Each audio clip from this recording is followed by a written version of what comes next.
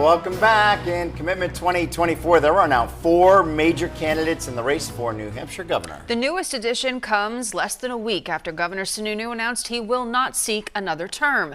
Political director Adam Sexton and UNH political science professor Dr. Dante Scala here in the studio now to break down the state of the race, at least so far, gentlemen. Right. Hey, thanks, Jamie and Jen. And Dr. Scala, thank you for joining us. Let's jump right into the big news of the day, which is former U.S. Senator Kelly Ayotte joining the Republican race for governor of New Hampshire.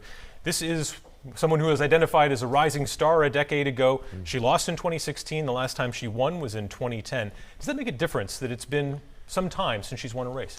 Yeah, I mean, she'll come in the race with a lot of name ID, but we've seen so many changes in the Republican Party over the last decade, right? The rise of Donald Trump and so forth.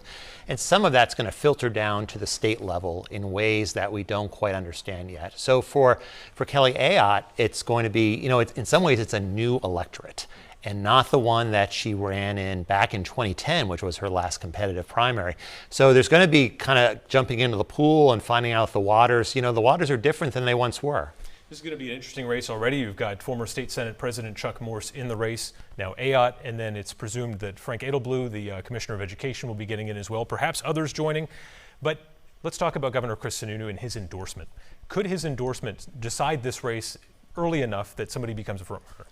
That's a really interesting question about whether he gets in and when he gets in. Does he try to decide it early? And I'm always a little skeptical about endorsements and their power. I mean, Sununu, no question, terrifically popular governor. I just saw some polls today, showed him in the top 5 of governors nationwide. And yet, Republicans might be itching to say, hey, we're going to make our own decision, Governor Sununu. We liked you and so forth, but you're going. We're going to make our own decision. We might want someone a little more conservative than you were. So it'll be interesting to watch Sununu's timing. And we saw in 2022, Adam, that he made a series of endorsements, and they really didn't work out in terms of people getting in line and saying, oh, well, the governor said so-and-so should be the Senate nominee. That's what it's going to be.